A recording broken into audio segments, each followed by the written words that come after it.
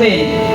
আজকে হিন্দুদের মধ্যে বলা হয় গুরুদেব, মুসলমানের মধ্যে বলা হয় পীর সাহেব, আজকে খ্রিস্টান ধর্মে বলা হয় পাদ্রী। এবারে শুনবেন সুন্দর করে এই জায়গায় ঘোষণা করি। তাই আজকে প্রতিটা ধর্মে আছে জ্ঞান।